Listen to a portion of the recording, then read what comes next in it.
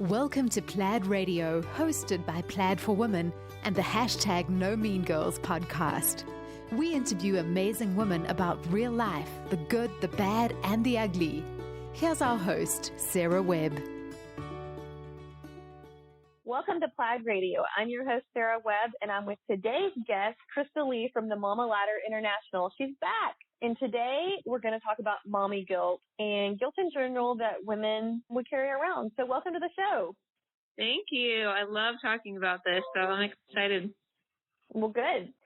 Because guilt is a very powerful tool, and it actually comes from so many places in our lives. And so we're going to dive a little bit deeper into mommy guilt, but this can totally fit into so many places in your lives. And as I see my parents age, I'm going to come up with a term, something else is like caring for my adult parents guilt.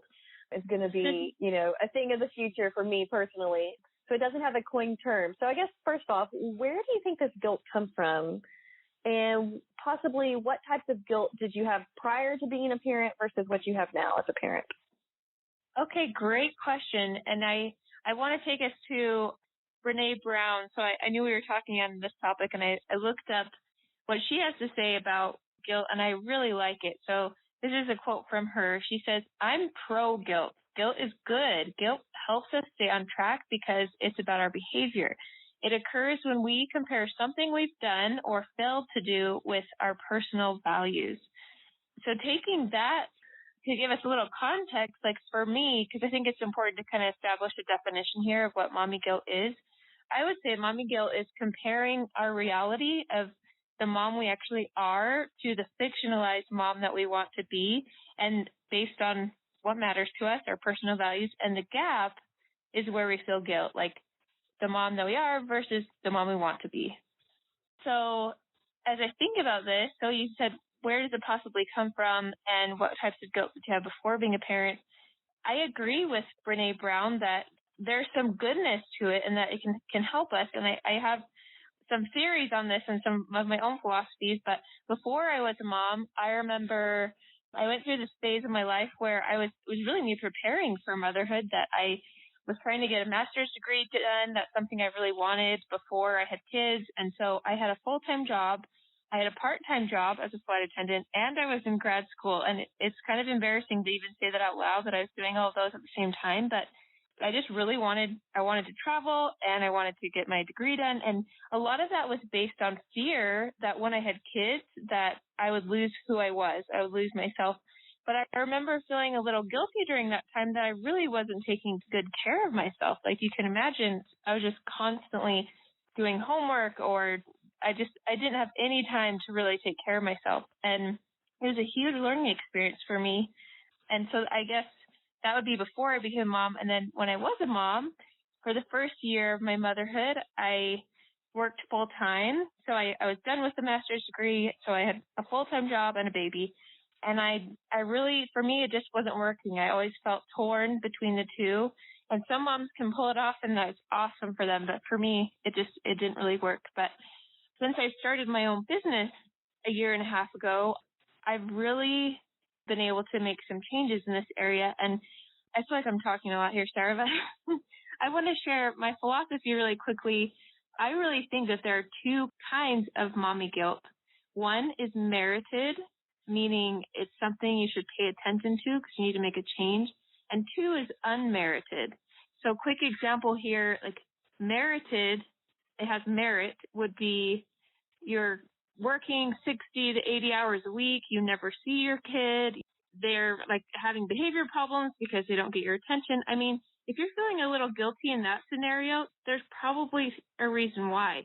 Where unmerited, maybe you're feeling guilty that all the other kids in the neighborhood have hand-sewn Halloween costumes and your kid doesn't. Like, they're fine. Just give them a costume and they're fine, So there's different kinds of mommy guilt, and I don't want us to treat them all the same.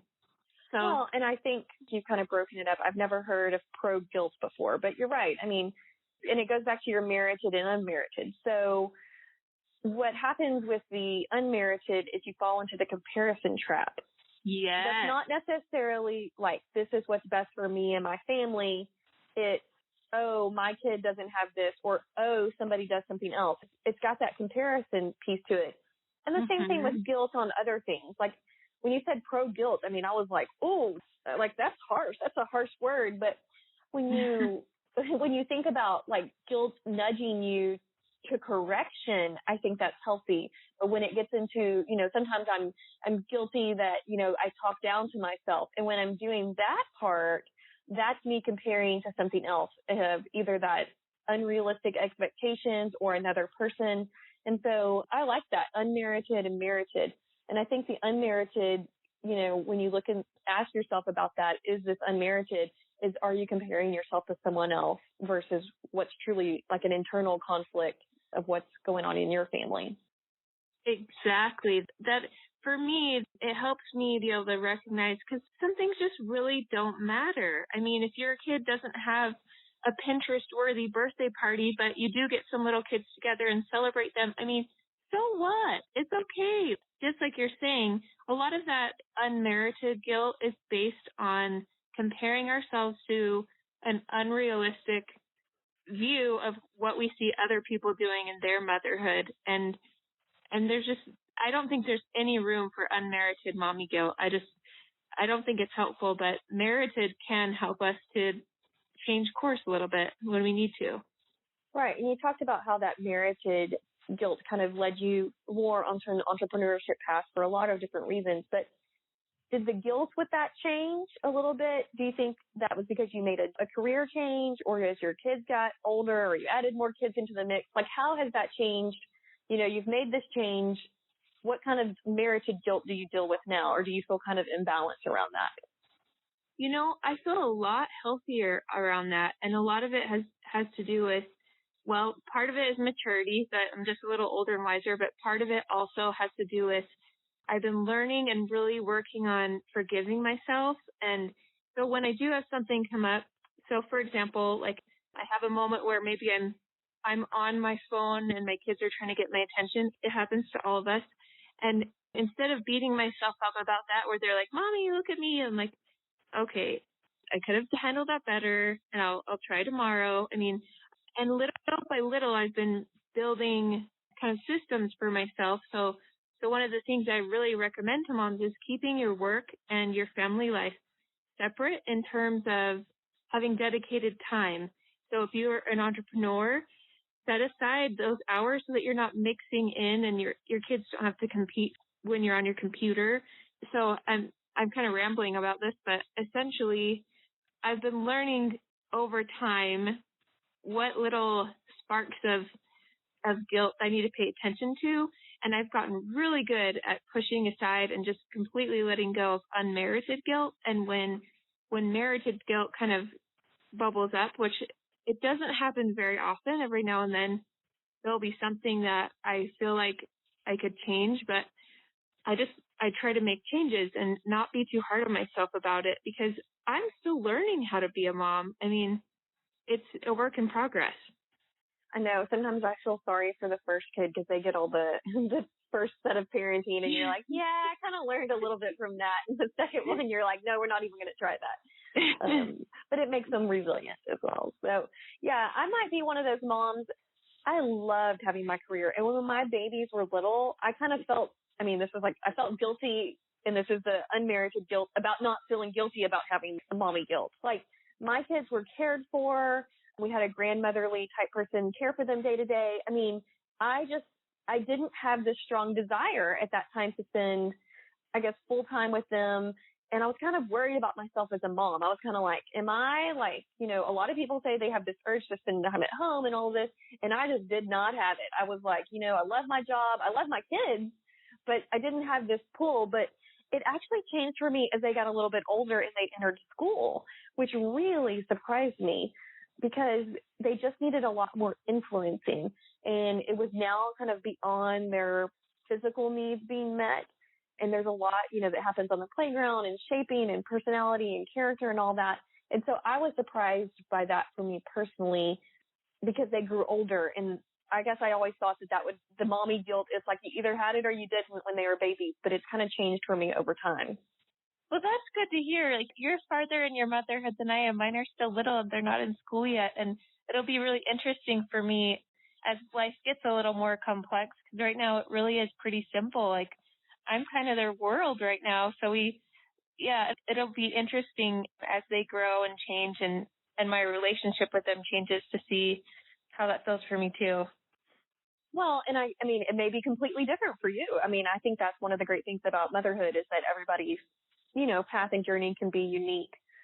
Do you think that we've called it mommy guilt because we're moms, but do you think, women, we fall in a guilt trap about a lot of things. Sometimes I'm like, okay, I'm not paying enough attention to my own mother or my own family, or, I haven't scheduled a date night, or I haven't initiated, I haven't done all these things, my to-do list grows. But do you think this guilt trap is something women fight through a little bit more than men? I would think so, and that is a generalization, but I think that does have a lot to do with the innate relationship focus that women have. We tend to be a little more driven by relationships than men do, and it's interesting that I just thought about earlier this year, I attended this presentation where a gentleman was speaking to this group of women at a company, and this was like the women's group at that company. So there were probably, 60 to 80 women in the room, and he was giving them like tips on having a successful career kind of thing. And at one point he talked about guilt, and he was kind of saying something like, he said, I don't feel guilt at all. Like, I do my best and that's all I can do.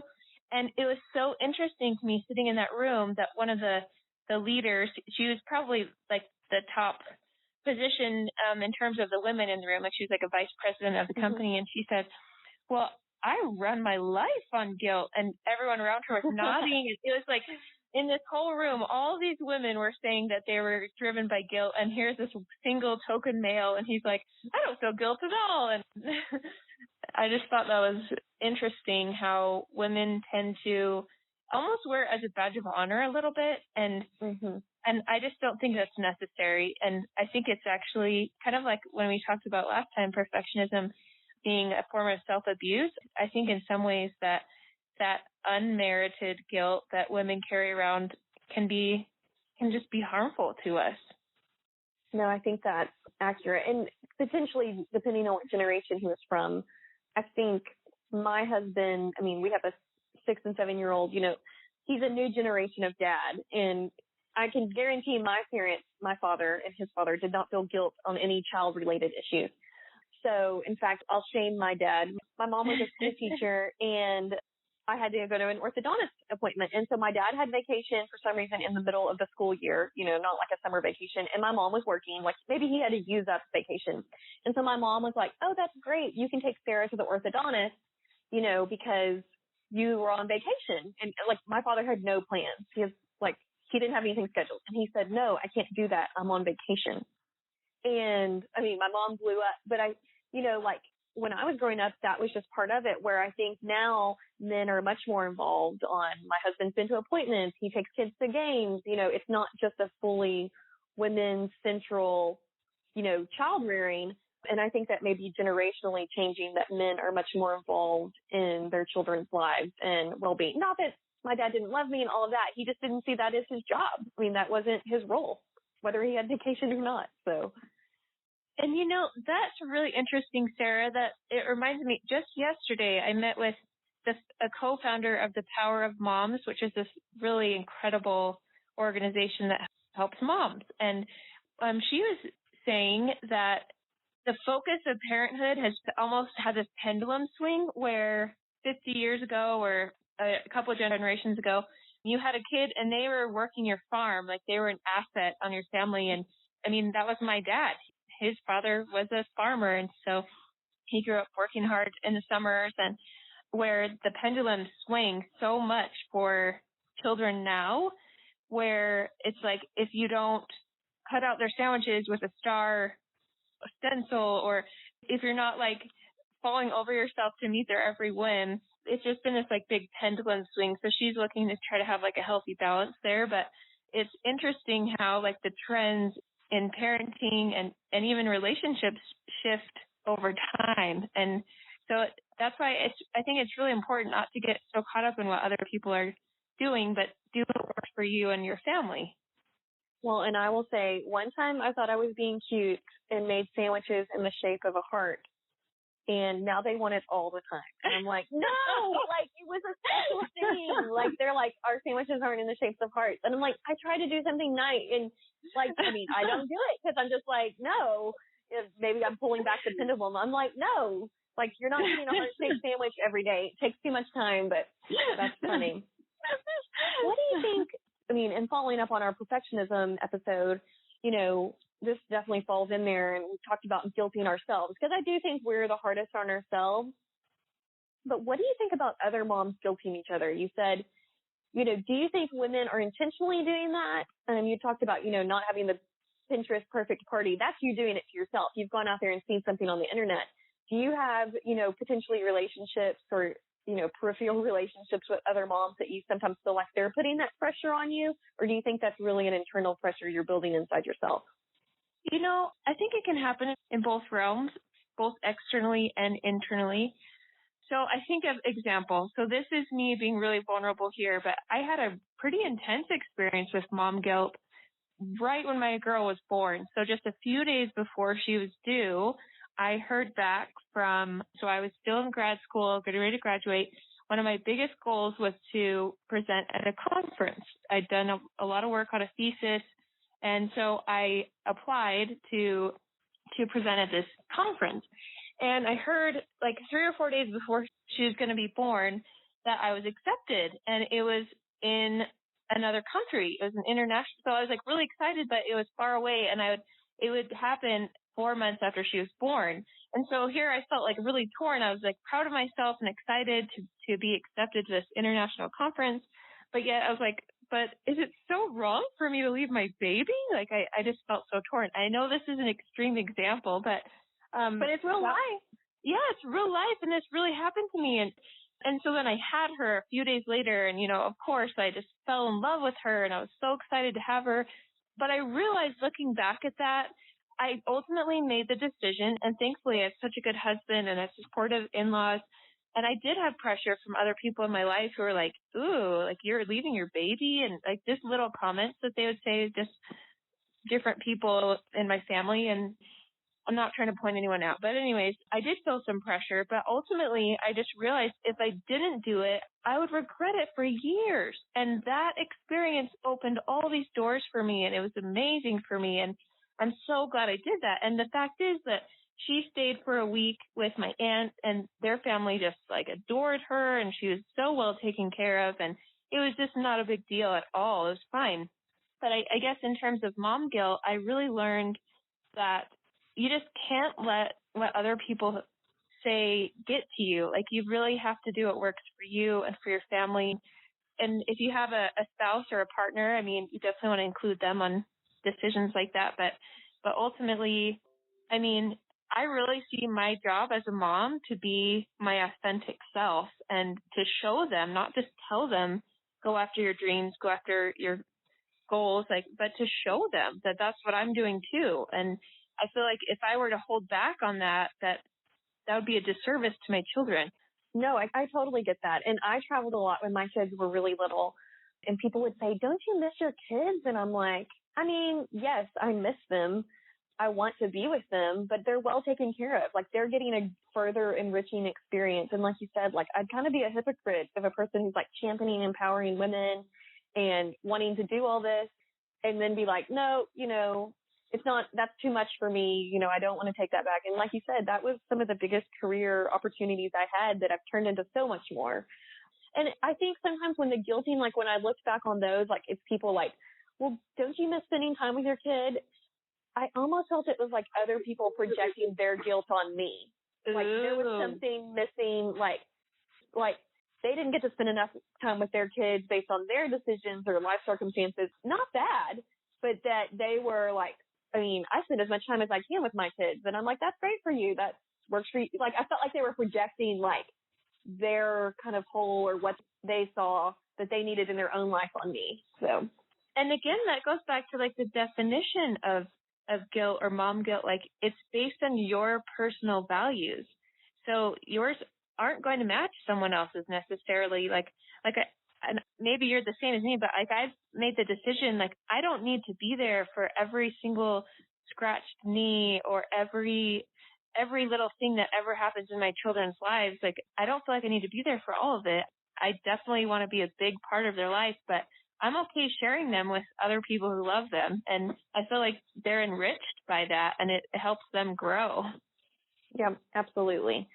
I want to be there for the big stuff in the big scheme of life, but all the small things, not that I want to miss them, but I just think like, okay, 25 years from now, like I can't tell you if my mom was there or not, if I had a skinned knee. And I stayed at a home health, but I know my mom was at my high school graduation and she made most of my volleyball game, I can kind of like, oh, she was there for those things. And the same for my dad. My dad was there too, but it wasn't like I was like, she wasn't there when I was 4 years old and this happened. I mean, I cut myself slack on that, and I cut her slack on that too. So we talked about that. So you talked about some of the ways that you reduce your own mommy guilt. You kind of said, okay, tomorrow I'm going to do better. Like maybe when you were a little too much into your phone. What are some other ideas that you would give other moms on like reducing that guilt that they feel? Well, again, I would definitely recommend asking yourself, like, is this merited guilt or unmerited? Like, is this going to potentially harm the health or the happiness of my child or myself, or is this me just being too hard on myself?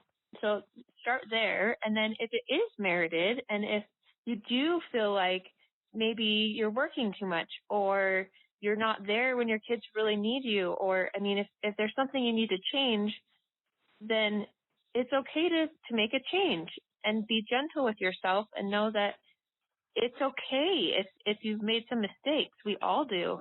And try to let it go when you do. Like, don't hang on to it too long. Like, example, last night, putting my kids to bed, my husband wasn't here last night. It was just me. And I just had no patience. And I yelled at my little boy. And, like, he was almost going to cry. And I felt really bad. And I, like, took a breath. I'm like, I'm sorry I yelled at you.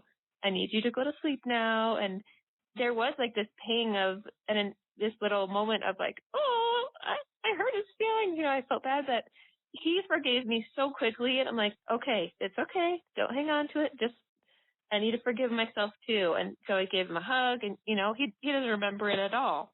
And yeah, I don't think he won't need long-term counseling for that. He'll be right. Right. No, I think that's great. And I think it also goes back to self-care. I find that when I'm stressed, I really project that on my family. And so sometimes I have to give myself a timeout. I say, Mommy's in timeout.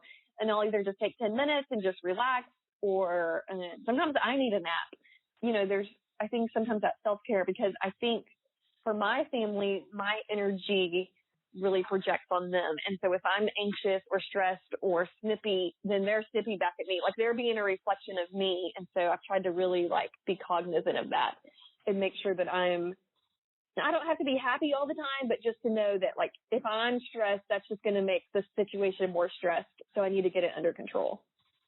And good for you. Like I completely agree with you that mom sets the tone in the family. We really are all leaders in our home. That's just part of the package of being a mom. And that's really wise of you to step away when you need to. And I'm so glad to see this big movement of self-care, because that was something I mentioned earlier, that crazy time of my life where I was just like doing everything at once. And one of the biggest things I learned from that is not to do that and to take time to take care of myself. And I'm so much happier because I do have time to exercise. I do have time to like eat healthy and have fun, like to play. And that makes me a better mom. Yes, absolutely. So let's wrap it up with the No Mean Girl Challenge. And you talked about how you kind of do a good job around, when it creeps up on yourself. I will not succumb to mommy guilt, but I say let's share that with a friend, because we all have women in our lives who are a little too hard on themselves. And, maybe you share, like you said, I snipped at my little boy last night and I told myself I was going to forgive myself and move on. I think other women need to hear that message, because you're already doing it for yourself. I think when we share those stories, it shows that we're vulnerable and that there are no picture perfect families, but also that forgiveness part on ourselves. And it's okay. Like, nobody's a perfect mom. No matter what Instagram, social media, all of that tells you, and nobody has that together. And I mean, there's always behind the scenes. So, and I'm so excited. Bad moms. I mean, what more could promote not feeling guilty about yourself? I will share. That is a great challenge. Perfect. Well, how can our listeners connect with you, check out your website, find out more information about you? So our website is themamaladder.com, M-A-M-A, The Mama Ladder. So please come check it out. We have a free 3-day video course where we talk about essential steps to starting your own business mama style. So that's completely free, and you're all invited to check that out. Yeah, it's a great video series. And when you say mama style, that's your own style. So that doesn't mean that we all have to be nursing moms all the time and eating carrots. It's whatever works best for you and your family. I mean, that's exactly what it's about. It was a great video series. Thank you. Yes, but to fit your mamahood, whatever that looks like for you. So yeah, thanks for that clarification. Well, that's closing out this episode. So that's a wrap for Plaid Radio.